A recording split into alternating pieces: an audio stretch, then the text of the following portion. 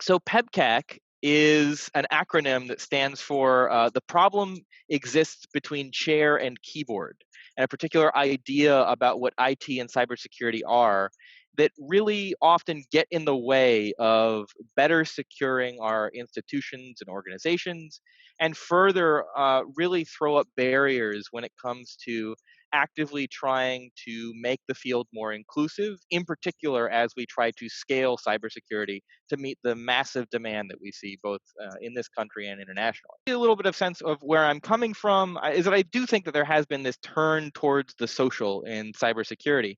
It made sense, quite simply, to give over cybersecurity to computer engineering and computer science and information technology as the fields that were predominantly responsible in some ways for understanding and creating the technologies that created these security vulnerabilities. And specifically, this is carried on today. Really, cybersecurity, as defined by many of the kind of accrediting bodies, is foundationally about computer science, computer engineering, information technology, and software engineering. And that those provide the primary disciplinary lens through which to not only understand cybersecurity issues, but additionally teach cybersecurity issues. Notably, through these lenses, the human in cybersecurity systems is completely sidelined. Rather than a kind of strong and robust understanding of people and the way that they operate within institutions and organizations, we have humans seen as victims, as weak links, and direct threats themselves. And as Dunn-Cavalti has argued, this in and of itself represents a key problem within cybersecurity, namely that as a conceptual framework, it foundationally lacks the ability to address what is arguably one of the more significant components of the production of cybersecurity risk, the human beings themselves. We find ourselves in a situation where there's a problem, and that problem exists between the chair and the keyboard. Through all of this, we foundationally do the work of the making of IT. And this is particularly important because what we've done is we've produced a form of cybersecurity that not only fails to relate or understand human beings themselves, but is also separated from often the business functions and broader cultures of the organizations that they serve.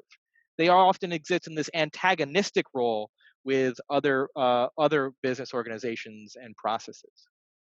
Further, we face 30 plus years of cultural momentum, making it incredibly difficult for anyone who isn't a white male to really break into the field. And so as a result, what we have is a problem because rather than really emphasizing the formal skill sets that are provided by cybersecurity education degree programs, instead, the entry into the field is very much kept by those on the outside. So all of the kind of inclusivity and diversity programs that a university might engage in to really draw and make more inclusive their programs in cybersecurity or engineering often fail once those individuals that don't look like the broader community attempt to gain access to arguably the real gateway into the workforce. Further, we really have this massive human problem. Quite simply, cybersecurity as a disciplinary lens is incapable of thinking meaningfully about organizations, about complex socio-technical systems, and the role of human beings within those systems. And as a result, we have very few problems with technical security, and we have vast problems with the kinds of issues that are just as simple as basic scams.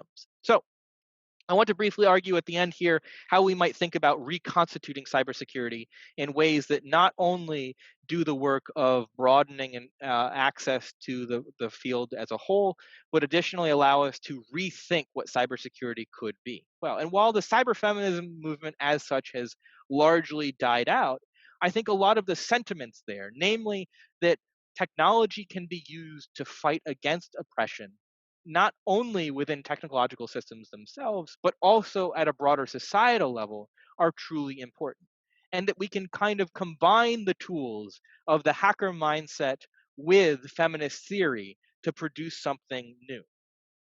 Finally, when it comes to a more practical aim, it's Cyber Florida, which is a nonprofit organization stood up by the state of Florida to kind of do the work of coordinating cybersecurity education and research across the state. We are actively looking into ways in which we can kind of facilitate collaborative cybersecurity curricula development.